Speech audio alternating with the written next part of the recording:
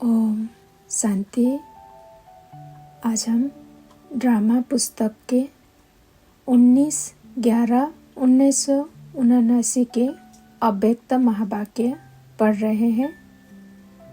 भाग्यवान आत्मा की निशानी है जन के रहे हुए हिसाब किताब को सहज चुकतू करते रहना और 95% आत्माओं द्वारा सदा स्नेह और सहयोग की अनुभूति करना। जन के भाग्यवान आत्माएं जन के संपर्क संबंध में आते सदा प्रसन्न रहेगी। प्रश्न चित्त नहीं लेकिन प्रसन्न चित्त। यह ऐसा क्यों करता, वह क्यों कहता, यह बात ऐसी नहीं ऐसी होनी चाहिए।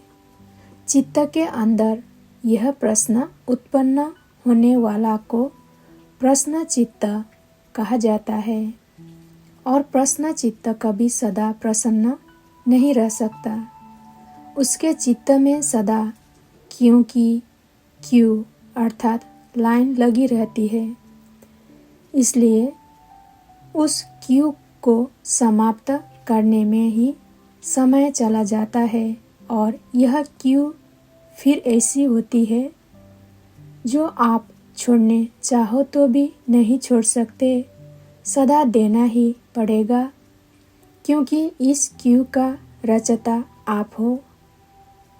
जब रचना रच ली तो पालना करनी पड़ेगी। पालना से बच नहीं सकते चाहे कितने भी मजबूर हो जाओ, लेकिन समय एनर्जी देनी ही पड़ेगी। इसलिए इस व्यर्थ रचना को कंट्रोल करो, यह बर्थ कंट्रोल करो। समझा? हिम्मत है। जैसे लोग कहते हैं ना कि यह तो ईश्वर की देन है, हमारी थोड़ी ही गलती है। ऐसे ही ब्राह्मण आत्माएं फिर कहती है ड्रामा की नूंद है, लेकिन ड्रामा के मास्टर क्रिएटर, मास्टर नॉलेजफुल बनकर हर कर्म को श्रेष्ठ बनाते चलो। ओम शांति। 1/12/1989 अव्यक्त महावाक्य। दिल है दिलाराम के लिए एक ही काम मिला है, बाप को याद करो बस। जिसके दिल में बाप है वो सदा ही वाह वाह के गीत गाता है और बाप नहीं तो हाय हाय के गीत गाता है। दुनिया वाले हाय हाय करते और आप वाह वाह करते, स्वयं भी वाह वाह हो गए, बाप भी वाह वाह और ड्रामा में जो कुछ चल रहा है वो भी वाह वाह। तो सदा वाह वाह के गीत गाने वाले हो या कभी हाय हाय भी कर देते हो। मन से भी स्वप्न में भी कभी हाय नहीं निकल सकती। हाय क्या हो गया यह कभी कहते हो? जो हुआ वो भी वह, जो हो रहा है वो भी वह, जो होना है वो भी वह। तीनों ही काल वह वह है। एक काल भी खराब नहीं हो सकता क्योंकि बाप भी अच्छे ते अच्छा, संगम युग भी सबसे अच्छा और जो प्राप्ति है वो भी अच्छे ते अच्छी और भविष्य जो प्राप्त होना है वो भी अच्छे ते अच्छा। सब अच्छा होना है तो वाह वाह के गीत गाते रहो। जहाँ सब अच्छा लगेगा वहाँ इच्छा नहीं होगी। अगर इच्छा होती है तो अच्छा नहीं होता और अच्छा होता है तो इच्छा नहीं होती, क्योंकि अच्छा तब कहेंगे जब सब प्राप्त हो। जब अप्राप्ति होती है तो तब इच्छा होती है। तो कोई अप्राप्ति है। माताओं को गहने चाहिए, सोना चाहिए, पांडवों को लाख व पदम चाहिए, करोड़ों चाहिए नहीं चाहिए, क्योंकि आपके करोड़पति बनना अर्थात सदा के करोड़ गंवाना। अभी क्या करेंगे? ये झूठी माया, झूठी काया, झूठा क्या करेंगे? शरीर निर्वाह के लिए, दाल रोटी के लिए तो बहुत मिल रहा है और मिलता रहेगा। बाकी क्या चाहिए? लॉटरी वगैरह चाहिए? कई बच्चे समझते हैं लॉटरी आएगी तो यज्ञ में लगा देंगे, लेकिन ऐसा पैसा यज्ञ में नहीं लगता। होती अपनी इच्छा है, लेकिन कहते हैं लॉटरी आएगी तो सेवा करेंगे। अभी तो सच्ची कमाई जमा कर रहे हो, इसलिए इच्छा मात्रम अविद्या। क्योंकि इच्छा में अगर गए तो इच्छा के पीछे भागना ऐसे ही है जैसे मृग तृष्णा। तो इच्छा समाप्त हो गई, अच्छे बन गए। जब रचयिता ही आपका हो गया तो रचना क्या करेंगे? बेहद के आगे हद क्या लगती है? कुछ भी नहीं है। हद में फंस गए तो बेहद गया। ओम शांति। 5/12/1989 की अव्यक्त महावाक्य। बाप दादा ने देखा कई बच्चे अपने से भी अप्रसन्न रहते हैं, छोटी सी बात के कारण अप्रसन्न रहते हैं। पहला पाठ मैं कौन, इसको जानते हुए भी भूल जाते हैं। जो बाप ने बनाया है, दिया है, उसको भूल जाते हैं। बाप ने हर एक बच्चे को फूल बरसे का अधिकारी बनाया है। किसको पूरा, किसको आधा बरसा नहीं दिया है? किसको आधा व चौथा मिला है क्या? आधा मिला है या आधा लिया है? बाप ने तो सभी को मास्टर सर्वशक्तिवान का वरदान व बरसा दिया। ऐसे नहीं कि कोई शक्तियाँ बच्चों को दी और कोई नहीं दी। अपने लिए नहीं रखी, सर्व गुण संपन्न बनाया है, सर्व प्राप्ति स्वरूप बनाया है। लेकिन बाप द्वारा जो प्राप्तियां हुई है उसको स्वयं में समा नहीं सकते। जैसे स्थूल धन व साधन प्राप्त होते भी खर्च करना न आए व साधनों को यूज करना न आए तो प्राप्ति होते भी उससे वंचित रह जाते हैं। ऐसे सब प्राप्तियां व खजाने सबके पास है, लेकिन कार्य में लगाने की विधि नहीं आती है और समय पर यूज करना नहीं आता है। फिर कहते हैं मैं समझती थी कि यह करना चाहिए, यह नहीं करना चाहिए, लेकिन उस समय भूल गए। अभी समझती हूँ कि ऐसा नहीं होना चाहिए।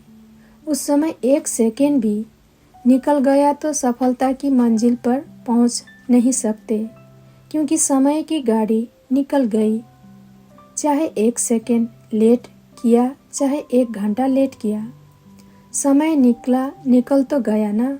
और जब समय की गाड़ी निकल जाती है तो फिर स्वयं से दिल शिकस्त हो जाते हैं और अप्रसन्नता के संस्कार इमर्ज होते हैं।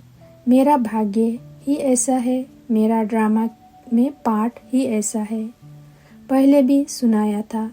सोच से अप्रसन्न रहने के मुख्य 2 कारण होते हैं, दिल शिकस्त होना और दूसरा कारण होता है दूसरों की विशेषता को व भाग्य को व पाठ को देख ईर्ष्या उत्पन्न होना।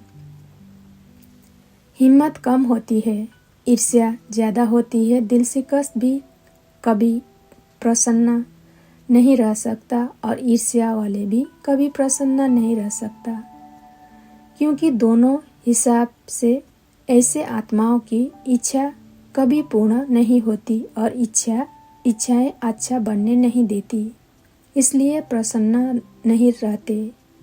प्रसन्न रहने के लिए सदा एक बात बुद्धि में रखो कि ड्रामा के नियम प्रमाण संगम युग पर हर एक ब्राह्मण आत्मा को कोई न कोई विशेषता मिली हुई है।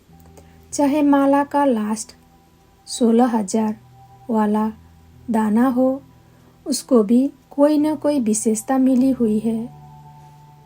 उनसे भी आगे चलो, 9 लाख होगा, 9 लाख जो गाये हुए हैं उन्हों में भी कोई न कोई विशेषता मिली हुई है। अपनी विशेषता को पहले पहचानो। अभी तो 9 लाख तक पहुँचे ही नहीं है तो ब्राह्मण जन्म के भाग्य की विशेषता को पहचानो, उसको पहचानो और कार्य में लगाओ। सिर्फ दूसरे की विशेषता को देखकर दिल शिकस्त व ईर्ष्या में नहीं आओ, लेकिन अपनी विशेषता को कार्य में लगाने से एक विशेषता फिर और विशेषताओं को लाएगी। एक के आगे बिंदी लगती जाएगी तो कितने हो जाएंगे? एक को एक बिंदी लगाओ तो 10 बन जाता, और दूसरी बिंदी लगाओ तो 100 बन जाएगा, तीसरी लगाओ तो 1000 बन जाएगा। यह हिसाब तो आता है ना। कार्य में लगाना अर्थात बढ़ाना। दूसरों को नहीं देखो, अपनी विशेषता को कार्य में लगाओ। जैसे देखो बाप दादा सदा भोली भंडारी अर्थात भोली दादी का मिसाल देते हैं। महारथियों का नाम कभी आएगा लेकिन इनका नाम आता है। जो विशेषता थी वो कार्य में लगाई। चाहे भंडारा ही संभालती है लेकिन विशेषता को कार्य में लगाने से विशेष आत्माओं के मिसल गाई जाती है। सभी मधुबन का वर्णन करते तो दादियों की भी बातें सुनाएंगे तो भोली की भी सुनाएंगे। भाषण तो नहीं करती लेकिन विशेषता को कार्य में लगाने से स्वयं भी विशेष बन गई। दूसरे भी विशेष नज़र से देखते तो प्रसन्न रहने के लिए क्या करेंगे? विशेषता को कार्य में लगाओ तो वृद्धि हो जाएगी, और जब सर्व आ गया तो संपन्न हो जाएंगे। और प्रसन्नता का आधार है संपन्नता। जो स्वयं से प्रसन्न रहते हैं वो औरों से भी प्रसन्न रहेंगे, सेवा से भी प्रसन्न रहेंगे। जो भी सेवा मिलेगी उसमें औरों को प्रसन्न कर सेवा में नंबर आगे ले लेंगे। सबसे बड़े ते बड़ी सेवा आपकी प्रसन्न मूर्त रहेगी। तो सुना क्या चाट देखा? ये भी ड्रामा में लक्की कुमारियाँ हो गई जो बचपन से श्रेष्ठ संग मिला है, फिर भी हिम्मत रखी है तो हिम्मत वालों को फल भी मिलता है। माताएं भी कुमारियों को देखकर खुशी होती है ना। माताएं सोचती है हम भी इतने जीवन में आते हैं तो अच्छा होता, लेकिन सबका एक जैसा पाठ हो नहीं सकता। वैरायटी चाहिए। सर्व का पिता है तो कुमार भी चाहिए, कुमारियाँ भी चाहिए, अधर कुमारियाँ भी चाहिए, सर्व सैंपल चाहिए। पांडव यह तो नहीं सोचते कि अगर कुमारी होते तो टीचर बन जाते, सेंटर मिल जाता। हर एक के पाठ की अपनी अपनी विशेषता है। हर एक की विशेषता अलग और महान है। एक दो के पाठ को देखकर खुश रहो, अपने पाठ को कम नहीं समझो। सबका पाठ अच्छे ते अच्छा है। ओम शांति। 13/12/1989 की अव्यक्त महावाक्य। सदा अपने को संतुष्ट आत्मा अनुभव करते हो, क्योंकि ज्ञानी योगी आत्मा की निशानी संतुष्टता है। जहाँ संतुष्टता है वहाँ सर्वगुण और सर्व प्राप्तियाँ हैं। कोई भी गुण व शक्ति की अप्राप्ति होगी तो अप्राप्ति की निशानी असंतुष्टता है और प्राप्तियों की निशानी संतुष्टता है।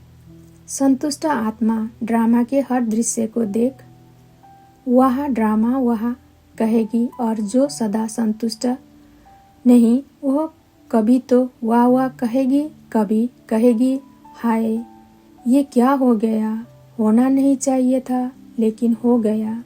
तो संतुष्टता एक खान है, अखंड खान है, खत्म होने वाली नहीं। जितना देता जाएगा उतना ही बढ़ता जाएगा। तो आप सभी संतुष्ट आत्माएं हो ना। मर्जीवा बने ही हो संतुष्ट रहने के लिए।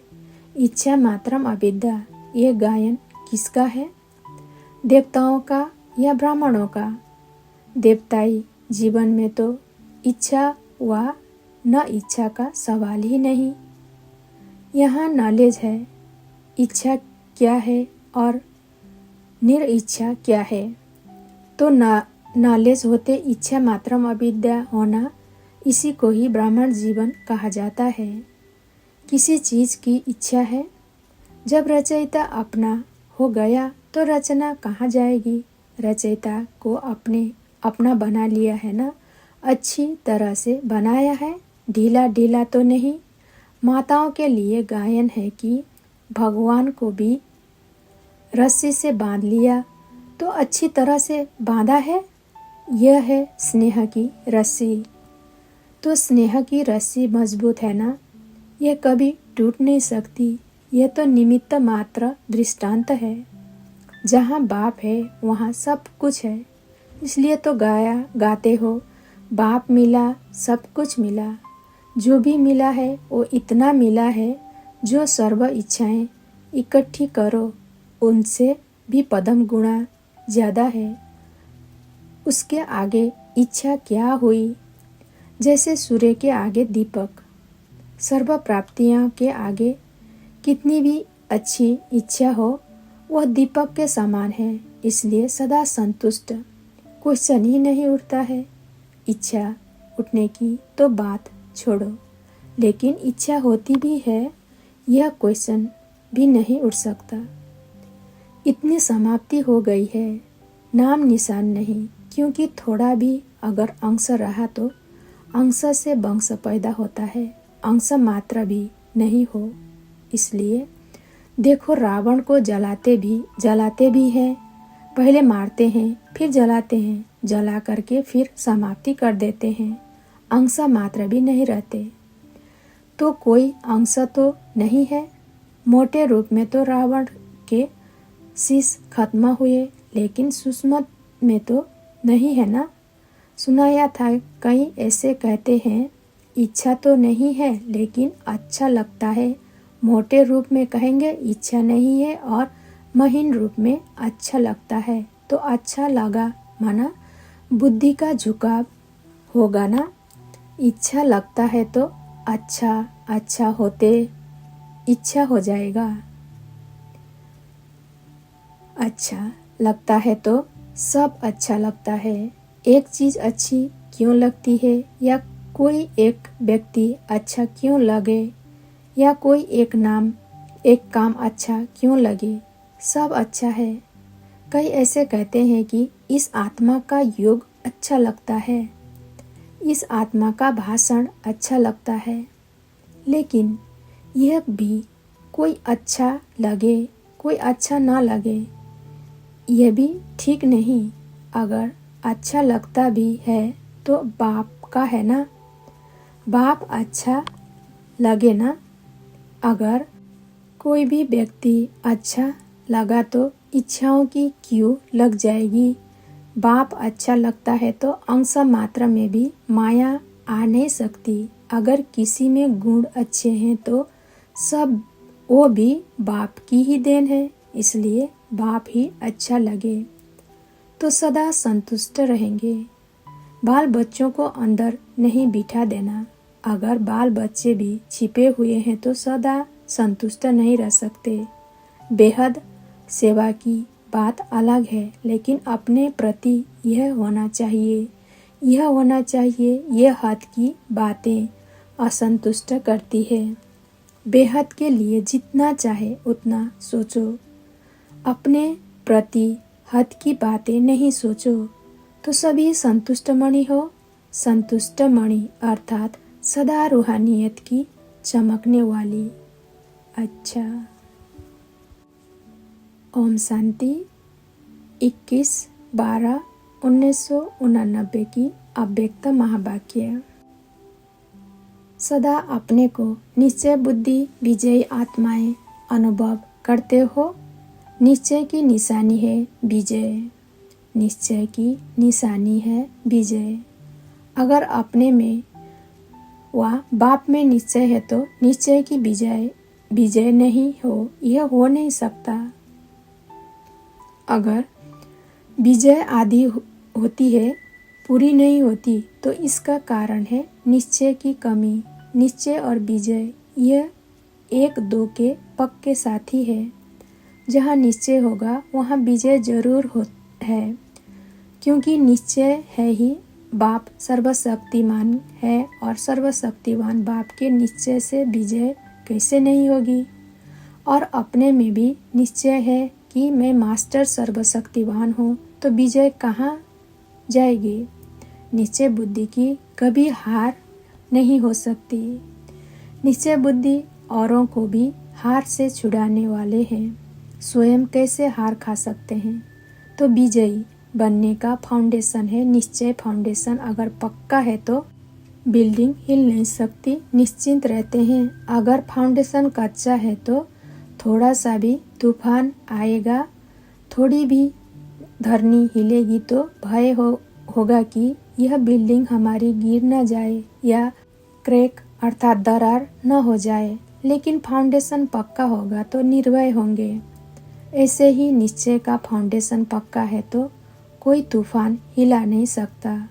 तो ऐसे विजयी हो या कभी कभी थोड़ी दरार पड़ जाती है, या कभी थोड़ी खिड़कियां दरवाजे के शीशे हिलते हैं, तूफान लगता है या धरनी की हलचल होती है, तो क्या होता है। हलचल तो नहीं होती है ना, हलचल में अचल रहना, इसको कहा जाता है निश्चय बुद्धि विजयी रत्न। सिर्फ बाप में निश्चय नहीं, अपने आप में भी निश्चय, और ड्रामा में भी निश्चय। वहाँ ड्रामा वहाँ, अगर ड्रामा में निश्चय होगा तो अकल्याण की बात भी कल्याण में बदल जाएगी। निश्चय में इतनी शक्ति है, दिखाई ऐसे देगा कि अकल्याण की बात है, लेकिन उसमें भी कल्याण छिपा हुआ होगा। पहले हिलाने के लिए ऐसे रूप आएगा भी, लेकिन आपको हिला नहीं सकता।